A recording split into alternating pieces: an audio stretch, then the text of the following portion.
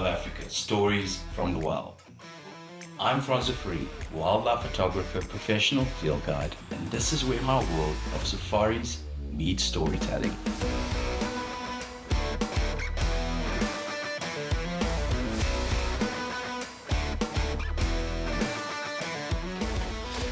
Hello everybody and welcome back to the podcast. We are in episode 4. Can you believe it? And thank you so much for all the feedback that we've received so far on the podcast. It's really cool, it's really valuable. Remember to please put down a comment. Let us know what you want us to talk about. I'm really enjoying this, I must admit, and hopefully all of you are enjoying it as well and you're getting a lot of value from it. Now, in the previous episode, we spoke about a destination that I went to this past year called Tshwane. Beautiful place, so go and check out that episode if you haven't already. But today, we're talking about another destination. Now, if any one of you have been following me for a while, you know that I've been going to this destination for a number of years for various different reasons. And it's really become a really special place for me to go and visit, not only because of the incredible safari experience, but because of the people that's there and because of the just great overall experience that it does give. And that destination in question is called Lion Sands. And Lion Sands is a very unique destination in that it actually overlaps onto from the Sabi Sand and onto the Kruger National Park. So they're situated on both sides of the Sabie River, and on the one side obviously the Sabi Sand where River Lodge and Ivory Lodge is, and on the other side of the river in the Kruger National Park where Tinga Lodge and Narina Lodge is. And there's so much to unpack here, so stick around because I'm going to try and give you as much information as possible, and if I miss something I do apologize, but let me know in the comments, and but I'm sure we can make another episode about it. So like I mentioned, Lion Sands, let's talk about the location of this specific lodge group. So they form part of what's called the Moore Collection, which is a collection that owns, runs and manages a number of different lodges across Southern Africa. Now Lion Sands specifically, it all started over 90 years ago in the Sabi Sand.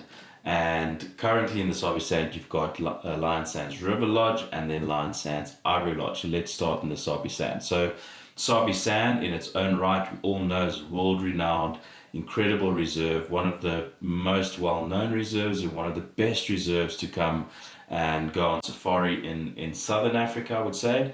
Great predator viewing, and usually the lodges within that reserve is very well managed and delivers a great experience. Lion Sands is right up there with some of the best.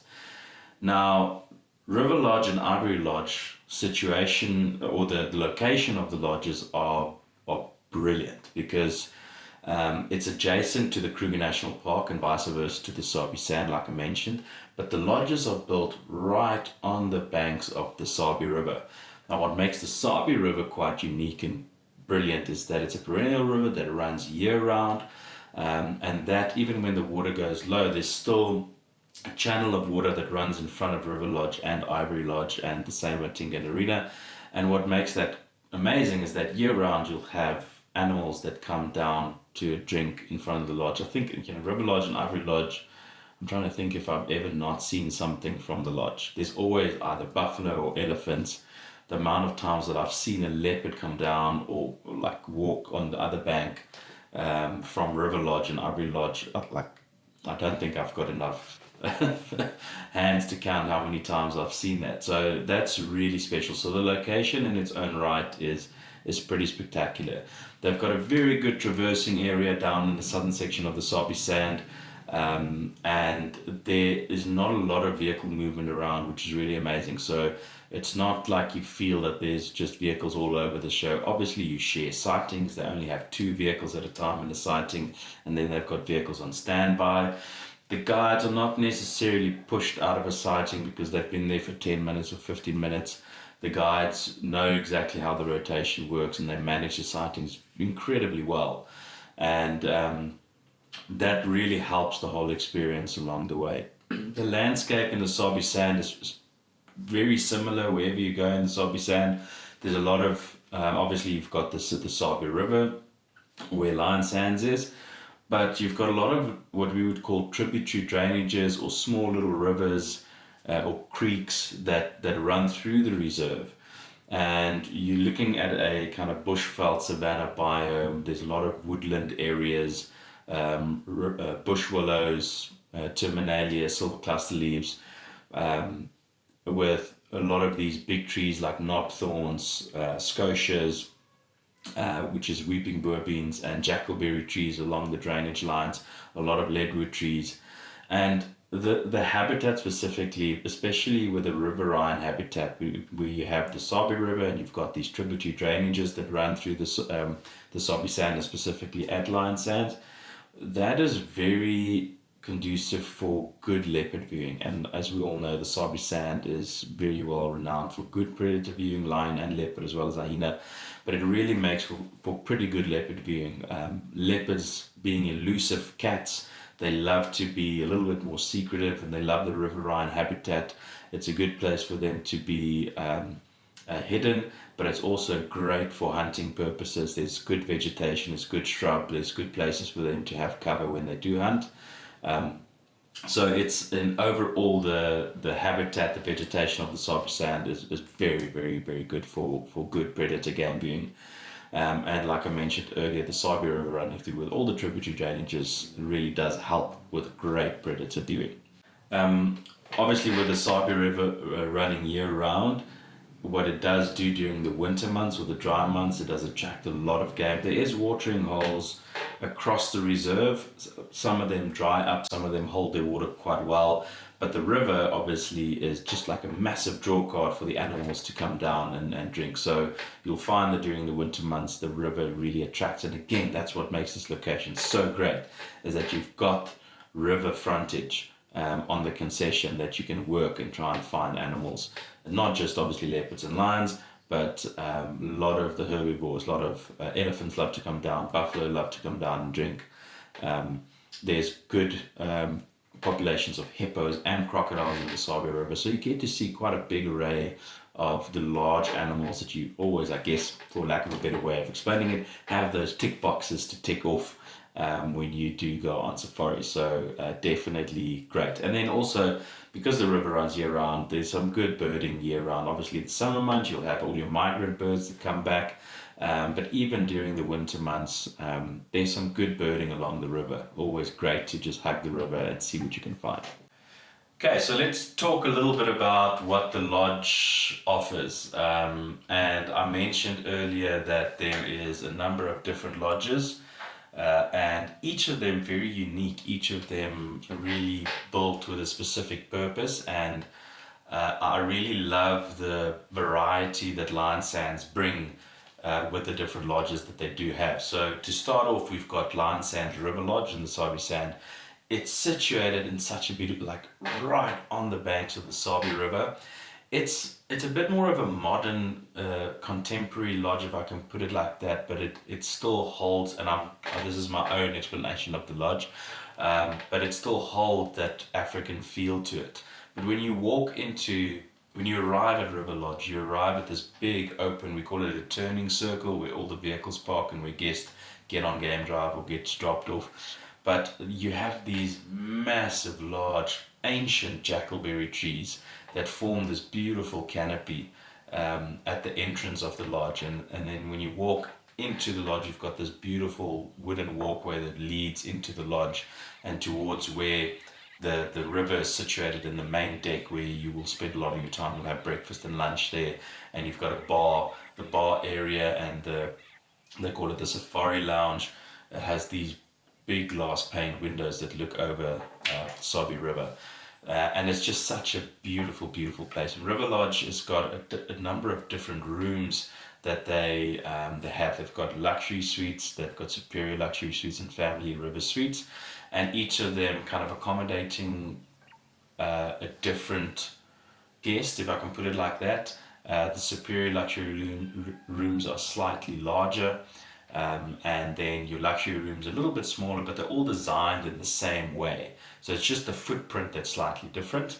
And then your river suite is obviously great for families, very big, and you've got your own pool as well in the river suites and the family suites. And all of them are basically river facing. It's not on the river front, but it's river facing rooms, which is amazing because if you open up your blinds and your windows in the mornings when you wake up before you go for game drive, you can see the river somehow. In the winter months you see it a little bit better, and you never know what you are going to see from your rooms.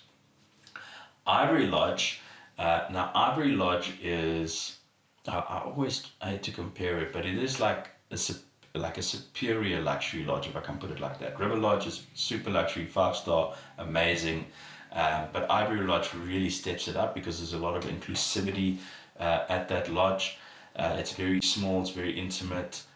There's not a lot of rooms. River Lodge is quite a big lodge. It accommodates quite a lot of guests, so it can be quite busy at times. But Ivory Lodge, and I need to make a disclaimer, is that they're just busy rebuilding it now. Unfortunately, last year there was a big fire and the lodge burned down, but they are building something truly remarkable. A few months back, I was very fortunate that Rob's, the CEO of More Collection, showed me the plans and what they were busy doing. And when that lodge opens, which I think is pretty soon actually, it's gonna cause some waves because it's gonna be a pretty special place. It's gonna be really open, also beautiful view of the river. I can't wait to go and have a look at it. I think it's really going to be something really special. And what makes Ivory Lodge so special is just that really attention to detail, exclusivity, privacy, the rooms or the suites that you've got. I mean, it's like having your own house. It is really, really amazing. You walk in, the suites are divided in two areas. To the one side is your bedroom that overlooks onto the river. All of the rooms are river facing, and then behind your room is your bathroom, and there's an outdoor shower.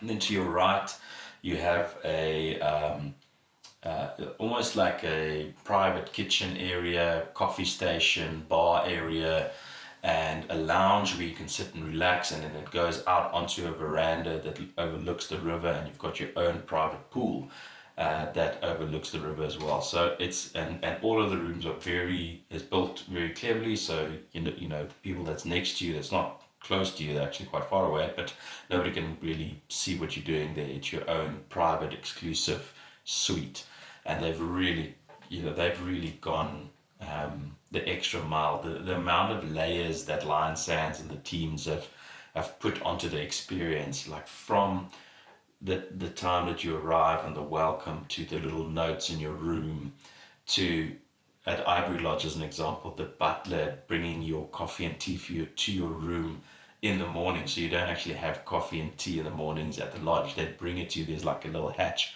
They bring it to you. They put it into your room, and you can enjoy your coffee in the comfort of your suite, and then you head out on drive. There's just so many things that they have thought of and that they have done that really just, it's truly incredible to see what they have put together and packaged. Okay, so I mean, that's in a nutshell, that is what Lion Sands, River Lodge and Ivory Lodge is about. What I do have to also mention about Ivory Lodge is that they do have a residence, and this is also very, very good to know because it creates an experience, a very luxurious, high-end experience for groups traveling together or families traveling together.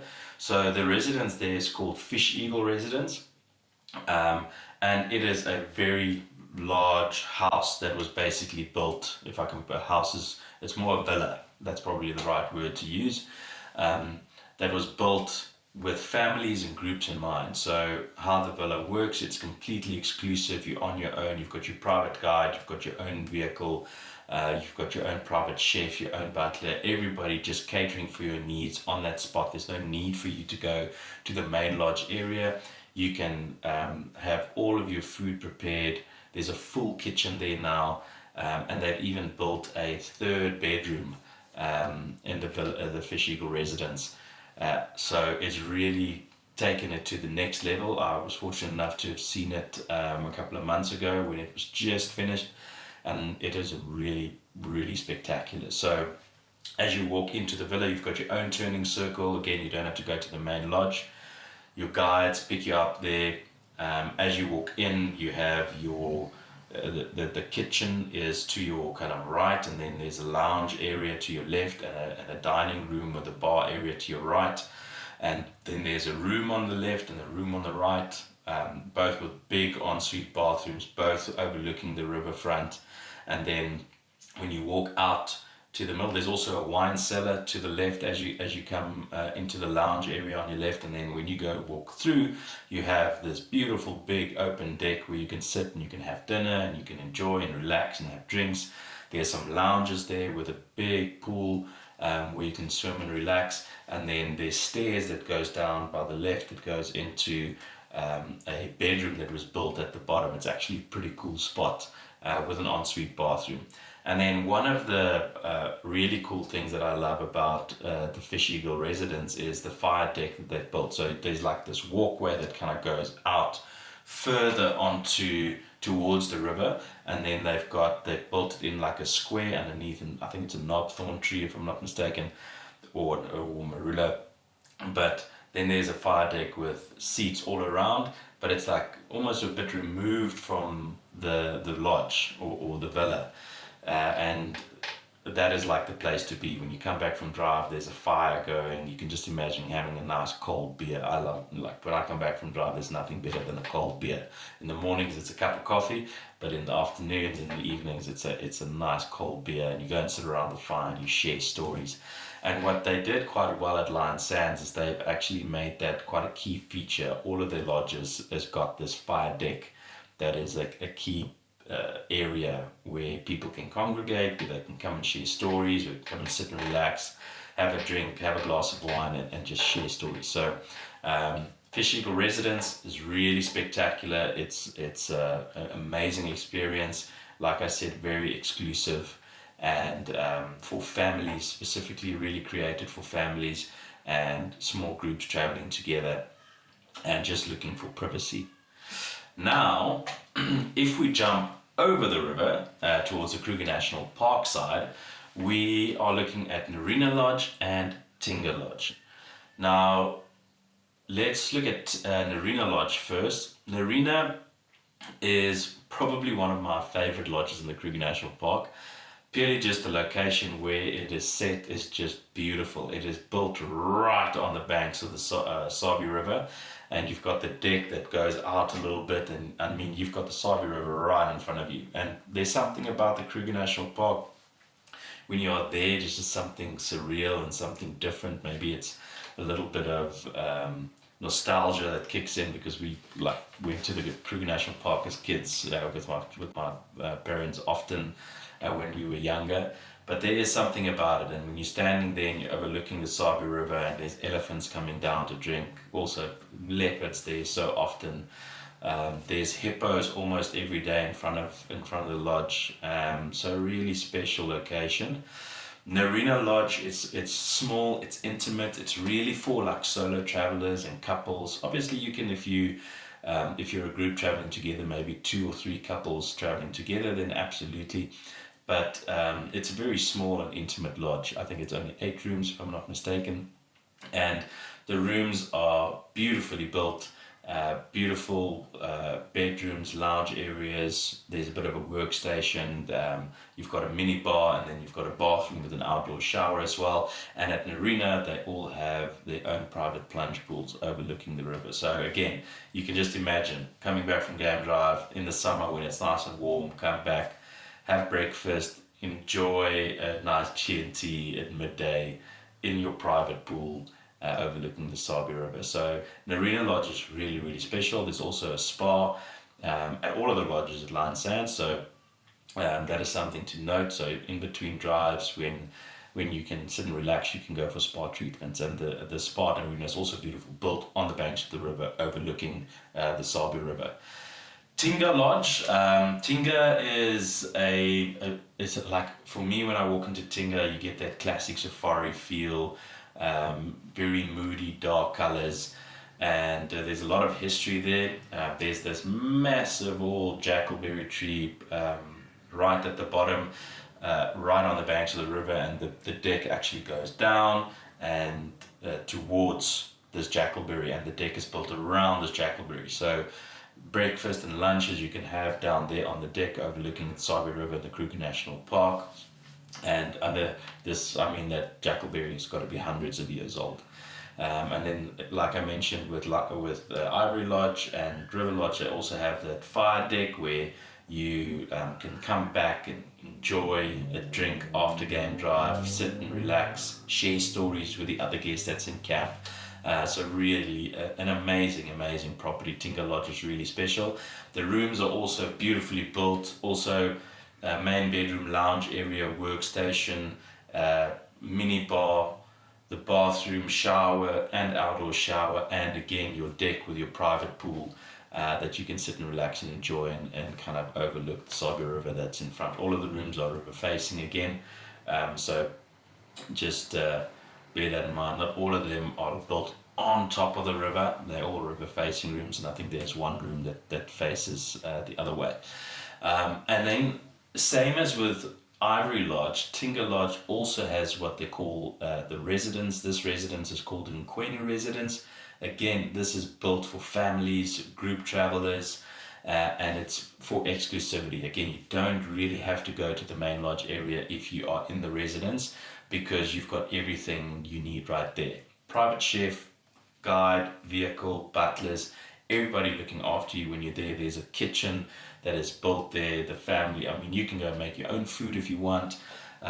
It's really a beautiful setup. When you walk into the Nkwenu residence, you've got a bit of a lawn on your left with your pool. There's a veranda that comes out with a wooden deck that the table is set up there. You can come and sit and relax during the day, or they can set up dinner for you there. And then there is 2 bedrooms. So I mean, you can have a family of 4. You could probably have a family of 6 if you want. They can bring in a bed if need be. So it's just something that you need to communicate with them. But Nkwenu residence is really a special destination. And what I love about the Kruger National Park side, the concession that they are on, they actually have river frontage of the Sabi and the Sand River. And I think they've got, I'm talking under correction here, but it's over 40 kilometers of Sabi and Sand River combined, which is amazing. Like, in terms of game viewing, that is like unbelievable. It's unreal. So, and with good river frontage comes good game viewing, good predator viewing. So that is quite amazing about that property in the Kruger National Park.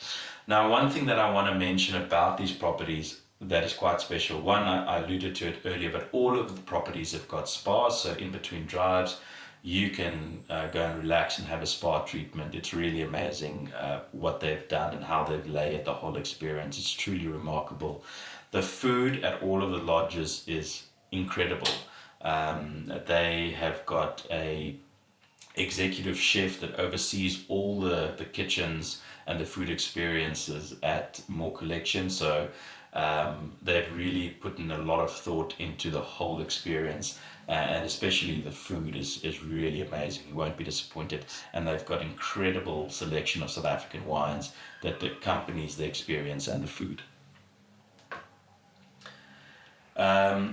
There's 2 components of the experience that I think is really unique to Lion Sands, that enhances the experience for guests, like just so much. And like I mentioned earlier, they've done so well to layer this experience from the arrival, and I've really thought about what a safari experience should be like, from beginning all the way through to end. So the one thing that they've got that is very unique to the More Collection is they've got what they call Creative Labs. Now the Creative Labs is a space where you have a photographic specialist, and they can assist you with your camera. They've got cameras to rent. You can print photos there. You can ship your photos back if you want. They can do photo shoots for you. They can create these amazing photographic albums. So if you've got like 15 of your best photos, you get it, and it's a beautiful leather bound folder branded with Lion Sands, and they create that for you on site, and they can ship it back to the States or to Europe or wherever it is that you might find yourself. It's such a great experience and just a massive value add for you when you're on safari. I mean, if you struggle with your camera, you can quickly hop into the creative lab after drive and they can help you out. Sometimes if they are available, they can even jump on drive with you if there's space, and assist you. The guides are generally very well versed with cameras, as most guides are, so your guides in general is pretty good with cameras. But the fact that they've got a creative lab at River Lodge and at Tinga Lodge is just really amazing. You can even go and sit and edit your photos. They've got a space dedicated for you. They've got Mac set up there with all the necessary software, Lightroom, Photoshop, and you can go and sit and edit your photos after drive. So pretty amazing place. Then something that is very unique, and I think they were probably the trendsetters back in the day when they created this, is the treehouse experience. Now, this is like, I mean, if you think about coming to Africa, who would have thought that you would sleep in a treehouse? I mean, the thought of it is a little bit unreal. The experience is out of this world. You can just imagine sitting, having a glass of wine with your partner, and just watching the stars come over and the Milky Way come over, and you are sleeping out there. I mean, it's difficult to really describe it. Like, I can sit here and try and find superlatives to explain it, but it's really a remarkable experience. Now, in the Sabi Sand, they've got two treehouses. The one is called Chalkley's treehouse, and the other one is called Kingston's treehouse. Both of them in different locations, both of them slightly built differently, both of them unbelievable and truly remarkable experience. And then on the other side of the river, you have got Tinyaleti treehouse, which actually means stars, if I'm not mistaken. Stars of Mood, one of the two. And yeah, just an amazing experience. Now, if you do book a treehouse experience, the cost of that would be on top of what you already would have paid for your lodging. But the reason why they do it like that is because if something does happen, you can always come back to your room in the lodge. That room is not taken away. You will hold on to your space at the room. So just out of a logistical point of view for you to understand.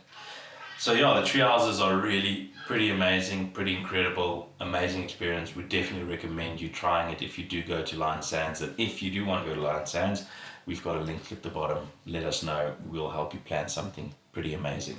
But before we get to that, we are not done yet. So what I'm talking about, layers. We could talk about the Lion Sands experience for so long because I had some technical difficulties there. But I think what I was talking about was just the amount of layers that they've got to the experience, and just how incredible it is, how they've created it all. Another thing that I quickly want to talk about is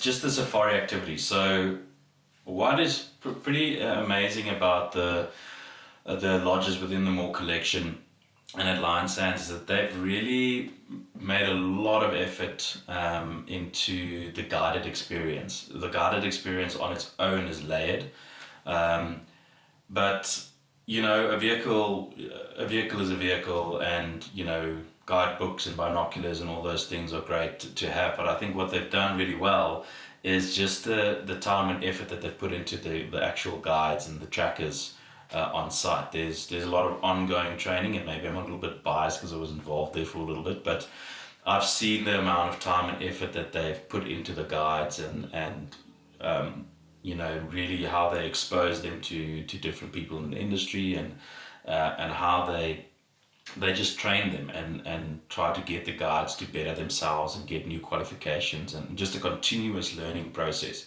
which I think is amazing. And it's good for guests to know that, because you know that when you go there, when we send guests there, if I'm not privately guiding you, if I'm not going with you to the destinations, at least you've got peace of mind that when you do go there, the guides that's there is good, and you don't have to worry about it. So yeah, I just wanted to make a point of it that I think the guides and the trackers that are there are really, really good, and just the amount of time and effort that they've that they put into developing these guides. And they also have got a great stories because they've got a guiding college, so they kind of bring the guides through the ranks, and they come from the college and then they go internships, and if they're fortunate they get employed by the lodges. So yeah, if you are looking to become a guide or anything like that, let me know. I can put you in contact with the people at Moore Field Guide College. But yeah, obviously you've got game drives, and all of the guides are qualified to walk, so you can go to walking safari. It's another great activity to do in between game drives. And the great thing about a walking safari is that it is different to a game drive. I mean, you're not going to cover as much ground, you probably won't see as much on a guided walk as you would on a game drive. However, because you are walking, you are slowing down, and you get the opportunity to kind of connect a little bit more with nature, and you get to see the smaller things that you might not see on drive. You look at tracks, you look at insects. If the opportunity is there for you to see animals, they will be able to do it within reason, and if it's safe. So it's a great experience. So something to really think about when you are going on safari. Now, I think what is an important thing for any guest when you think about going on safari is just the accessibility and how you get there. And Lion Sands is really, really easy to get to, and I think that's what makes it such a popular destination, or one of the reasons that makes it a popular destination, because the flight into Lion Sands is super easy. You can fly from Cape Town directly, you can fly from Johannesburg directly, and you fly into an airport called Skukuza, which is based within the Kruger National Park, and then your guide come and pick you up. But the airport is situated in such an area that the Sabi Sand Reserve's gate is right next to the airport. So if you are going to River Lodge or Ivory Lodge, your guide picks you up. They go through a slightly different gate from the Kruger into the Sabi Sand, and it's about a 20-minute drive, 15-20-minute drive to get you to either River or Ivory Lodge from Skukuza Airport, and you're driving through the reserve. I mean, how cool is that? You're driving through the reserve, you can see anything.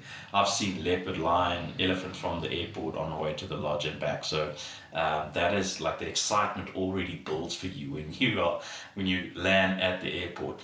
And then obviously, if you want to go to Tingan Arena, again, it's the one is slightly closer than the others, but at the most you're looking at about a 15-20-minute drive from Skukuza Airport to your lodge. And again, it's through the reserve. It's not like you're landing outside and you have to drive on the main public roads to get to your lodge.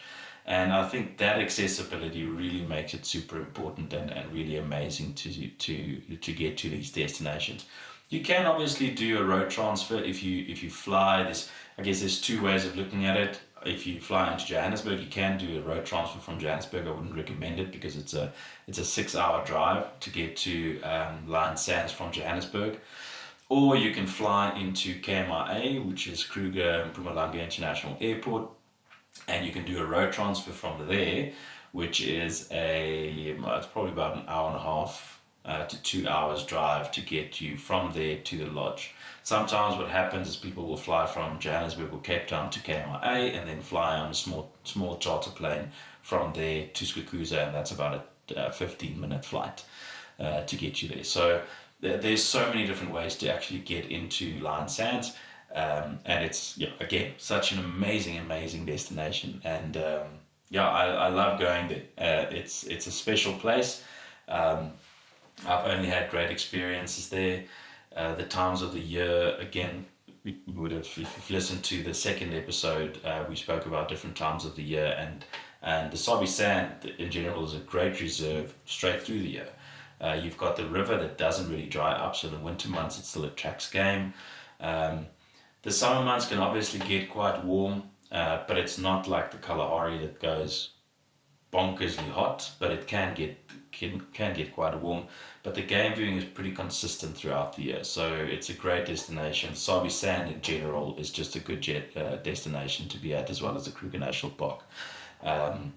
Just a note on the Kruger National Park site. So you are not driving on the public roads when you are at Lion Sand. They've got their own private concession, and it's only Lion Sands vehicles allowed on that concession, which makes it great because it means it's pretty quiet in terms of vehicles and the amount of vehicles around.